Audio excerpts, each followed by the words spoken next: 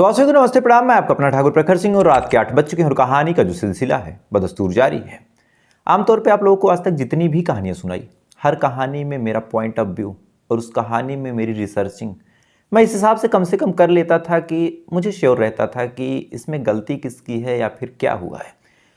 लेकिन आज लगभग 500 कहानियां सुनाने के बाद पहली ऐसी कहानी आज आपको सुनाने जा रहा हूँ जिसमें मैं आपको पूरी कहानी सुना दूंगा, लेकिन खुद मुझे डाउट है कि क्या वास्तव में ऐसा हुआ होगा या नहीं हुआ होगा।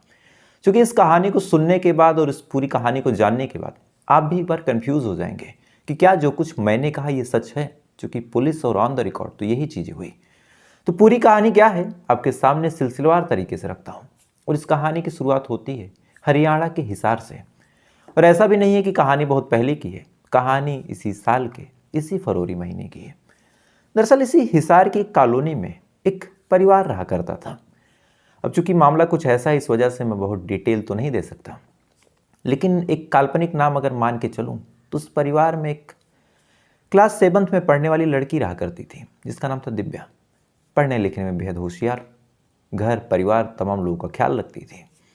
इतनी चंचल स्वभाव की थी कि तमाम लोग उसको बहुत प्यार करते थे।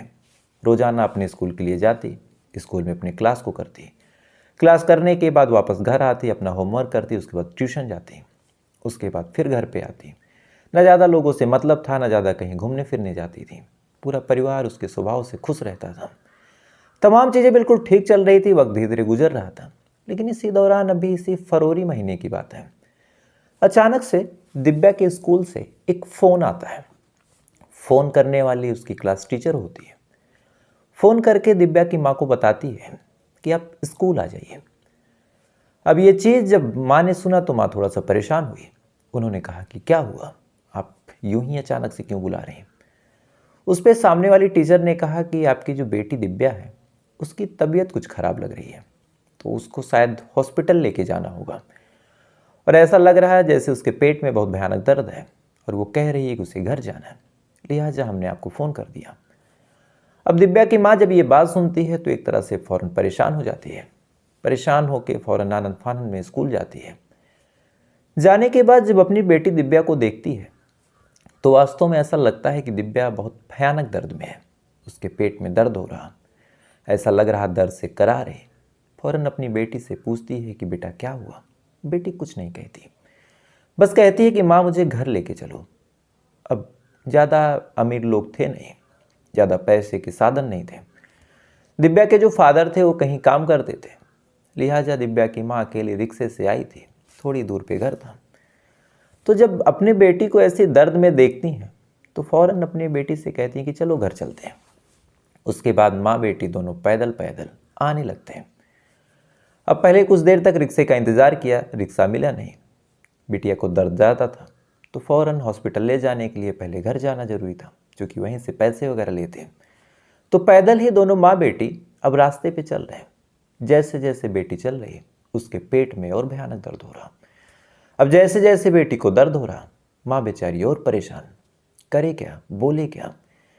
ये तमाम चीज़ें जैसे 10-5 मिनट और गुजरते हैं, इधर बेटी थोड़ा सा और आगे बढ़ती है। तभी अचानक से एक पार्क पड़ता है और जैसे ही पार्क पड़ता है तभी बेटी के पैर में और पेट में इतनी भयानक दर्द होती है कि बिटिया चलने में असमर्थ हो जाती है और फ़ौरन वहीं ज़मीन पे बैठ जाती है। अब जैसे ही ज़मीन पे वो बेटी बैठती है, आसपास के जितने लोग थे वो भी देखने लगते हैं कि क्लास 7th में पढ़ने वाली बच्ची यूं ही ज़मीन पे बैठ गई, फिर अचानक से लेटने लगी, दर्द से तड़प रही है, चीख रही है। आसपास की कुछ महिलाएं आती हैं, फ़ौरन देखा जाता है, उस बच्ची को चेक किया जाता है तो उस बच्ची के जो कपड़े थे वो धीरे धीरे खून से भीग रहे थे, और ख़ासकर नीचे के कपड़े जो उसने स्कर्ट पहन रखी थी वो। अब ये तमाम चीज़ जब आसपास की महिलाएं देखती हैं, फ़ौरन आसपास के पुरुषों को वहाँ से हटाया जाता है।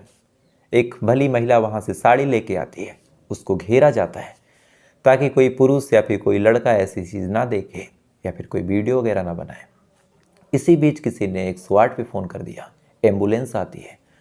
फ़ौरन उस बेटी को वहाँ से उठाया जाता है, उठाने के बाद हॉस्पिटल लेके जाया जाता है। डॉक्टर चेक करते हैं, फ़ौरन उसको एडमिट कर लेते हैं और जैसे एडमिट करते हैं चंद मिनटों में वो क्लास 7th की लड़की दिव्या एक बेटी को जन्म दे देती है।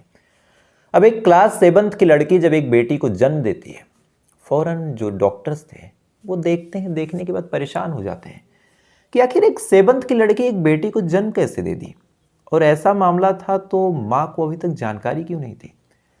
जो महिला डॉक्टर थी फौरन उसकी माँ को यानी दिव्या की मदर को बुलाती हैं, उससे पूछती हैं कि क्या आपको कुछ जानकारी है इस मामले में। दिव्या की माँ फौरन मना करती हैं, कहती हैं कि नहीं, हमें कोई जानकारी नहीं। और दिव्या की माँ वास्तव में रोने लगती हैं। ऐसा लग रहा था कि जैसे उनको एक बहुत बड़ा धक्का लगा हो। अब धक्का लगना भी था चूँकि उनकी एक 7 साल की बेटी माँ बन गई थी। फौरन किसी ने पुलिस को फ़ोन किया, पुलिस भी मौके पे आती है। आने के बाद अब वो भी परेशान, एक क्लास 7th की बच्ची एक माँ बन चुकी है, उसने एक बेटी को जन्म दिया। तो अब यहाँ पे 2 ही बातें थी, या तो उस लड़की के साथ कुछ गलत काम हुआ या फिर उस लड़की ने किसी के साथ अपनी मर्जी से ऐसा कुछ किया। लेकिन चाहे किसी ने गलत काम किया हो, चाहे उसने अपनी मर्जी के साथ ऐसा कुछ किया हो, लेकिन जो कुछ उस लड़की के साथ हुआ वो वास्तव में गलत था और गैर कानूनी था।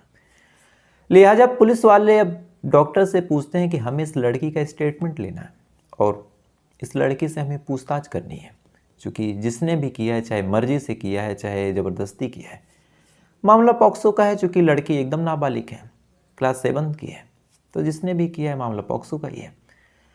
डॉक्टर्स जब पुलिस वालों की बात सुनते हैं तो कहते हैं कि अभी लड़की की हालत स्टेटमेंट देने लायक है ही नहीं, हम खुद परेशान हैं, उससे हम खुद जानना चाहते हैं। बहरहाल फिर पुलिस वाले उसकी माँ से पूछते हैं। माँ से जब पूछा गया कि क्या किसी घटना के बारे में आपकी बेटी ने बताया था, और दूसरा सबसे बड़ा सवाल था कि अगर आपकी बेटी प्रेग्नेंट थी, उसके पेट में एक बच्चा था, तो आप उसको तैयार करती होंगी, नहलाती होंगी, कपड़े पहनाती होंगी, आपको जानकारी ही नहीं। माँ से जब ये सवाल पूछा गया तो माँ ने फिर मना कर दिया और कहा कि नहीं, मुझे कोई जानकारी नहीं। पुलिस वाले अलग परेशान, जो लोग सुन रहे हैं वो अलग परेशान। अब सारी बात इसी पे टिकी थी कि बेटी क्या बोलती है, यानी दिव्या वही अपना स्टेटमेंट देगी। थोड़ा वक्त गुजरता है, धीरे धीरे डॉक्टर्स और तमाम लोग मेहनत करते हैं, उसकी अच्छे से देखभाल करते हैं, और अंत में उस दिव्या की हालत थोड़ी बहुत जब सुधरती है तब पुलिस वाले उसके पास जाते हैं और उससे उसका स्टेटमेंट पूछते हैं।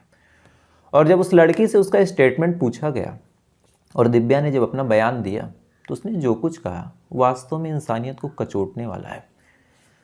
दरअसल दिव्या अपनी माँ से बेहद डरती थी। कई बार ऐसा हुआ कि स्कूल में जब कम नंबर आए तो उसकी माँ ने उसकी पिटाई कर दी, बुरी तरीके से डांटा, मोबाइल वगैरह भी नहीं छूने देती थी। लिहाजा दिव्या अपनी माँ से, अपने फादर से बेहद डरती थी। कोई भी गलती हो बस यही चाहती थी कि माँ बाप तक खबर ना जाए। इसी डर की वजह से कई बार उसने कई ऐसी चीज़ें भी छुपा ली जो शायद उसे नहीं छुपाना था।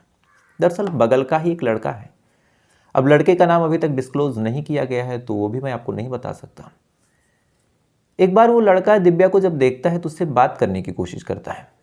बात करने की जब कोशिश करता है तो दिव्या वहाँ से चली जाती है। लड़का भी डर जाता है कि कहीं ऐसा ना हो कि दिव्या अपने घर पे बता दे, किसी और को बता दे। इधर दिव्या के मन में ये डर था कि कहीं मैं बता अगर दी अपने घर पे, अपने माँ बाप से, तो कहीं मेरी पढ़ाई लिखाई ना छुड़वा दी जाए, मुझे घर ना बैठा दिया जाए। लिहाजा इसी डर की वजह से लगातार वो लड़का परेशान करता रहा। लगातार दिव्या किसी को बताती ही नहीं। अब जैसे जैसे दिव्या अपना मुंह बंद रखती, उस लड़के की भी हिम्मत बढ़ी।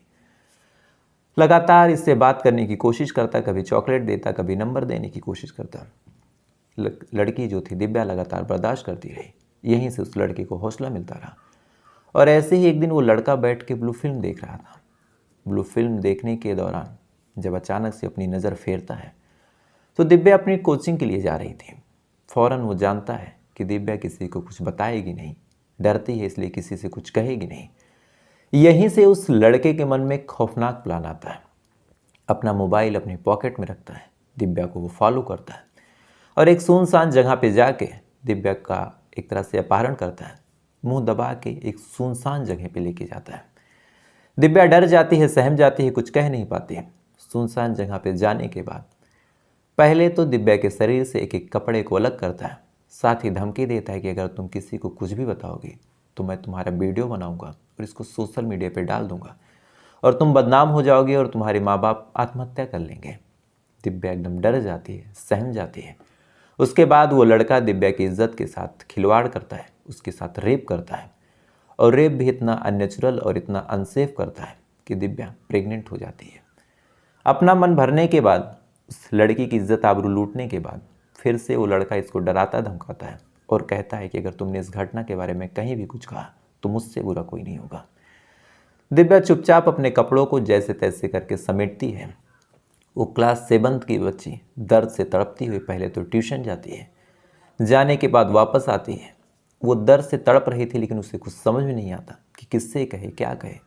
मन में डर था कि अगर माँ से कहें तो कहीं माँ डांटे फटकारे ना, मुझे ही गलत ना समझ ले। लिहाजा वो लड़की अपना मुंह बंद करके उस दर्द को सहमती रहती है, उस दर्द को तड़पती रहती है। और उस लड़के ने जो पाप किया था वो पाप इस लड़की के पेट में पलता रहता है, बड़ा होता रहता है। और जैसे जैसे वो पेट में जो बच्चा था वो बढ़ रहा था, इस लड़की को लगातार दर्द हो रहा था, लगातार ये दर्द से तड़प रही थी। लेकिन ना ही किसी टीचर से कुछ कह पाती है, ना ही अपने घर वालों से कुछ कह पाती है। जैसे जैसे इस लड़की का पेट निकलता जा रहा था, अपने पेट को ये ज़्यादा कपड़ों में ढक के रखने लगी। और अंत में एक दिन, जिस दिन इसकी प्रेगनेंसी का आखिरी डेट था, जिस दिन इसका प्रसव होना था, उस दिन इसे जब भयानक दर्द होता है तब अपने टीचर को कहती है कि मैं दर्द से तड़प रही हूँ, मेरी मम्मी को बुला दो। उसके बाद टीचर उस माँ को फ़ोन करती है, माँ आती है। आने के बाद फिर ये तमाम चीज़ें होती हैं। फिलहाल ये पूरा मामला जब पुलिस वाले सुनते हैं तो सुनने के बाद सन्न रह जाते हैं कि आजकल के टाइम में जो पेरेंट्स हैं उनसे बच्चे इतना डरने लगे हैं, इतना गैप आ गया है कि अगर उसके साथ कुछ गलत भी होता है तो माँ बाप तक खबर पहुँचती नहीं, बच्चे आपस में पचा लेना चाहते हैं। और यहीं से कई ऐसे मनचले हैं, कई ऐसे दरिंदे हैं जिनका मन बढ़ता है। तो इस कहानी को सुनाने का मकसद आपको बस इतना सचेत करना है कि कई बार ऐसी चीज़ें आप देखेंगे, कई बार ऐसी चीज़ें आप सुनेंगे, और आपके घर में अगर कोई बच्चे हों, कोई आपके पड़ोस में हो, तो उनसे आप थोड़ा सा मृदुल संबंध रखिए। क्योंकि जब आप उन पर बहुत रोब दिखाते हैं, बहुत टाइट नेचर दिखाते हैं, तो कहीं ना कहीं उनके मन में जब डर बैठता है तो उस डर का कई ऐसे लोग फ़ायदा उठाते हैं जो उस लड़की, उस बच्ची की ज़िंदगी बर्बाद कर देते हैं। तो इस वीडियो को अपने दोस्तों के साथ, अपने ग्रुप्स में शेयर भी कर दीजिएगा। साथ ही ऐसी कहानियों को जानने के लिए, ऐसी वीडियोज़ को देखने के लिए वीडियो को लाइक करके चैनल को सब्सक्राइब जरूर कर लीजिएगा। और आपको याद होगा अभी वीडियो की शुरुआत में मैंने एक लाइन कहा था कि पूरी कहानी मैं आपको सुना दूंगा लेकिन एक लाइन आपको समझ नहीं आएगी। वो शायद आप इनडायरेक्टली समझ गए होंगे कि मैंने किस लाइन के बारे में बोला था। तो फिलहाल ये थी पूरी कहानी। अब आपसे कल फिर मुलाकात होगी किसी दूसरी सच्ची कहानी के साथ। तब तक अच्छे रहिएगा, खुश रहिएगा, अपना ख्याल रखिए, अपने देश का ख्याल रखिए। जय हिंद, वंदे मातरम।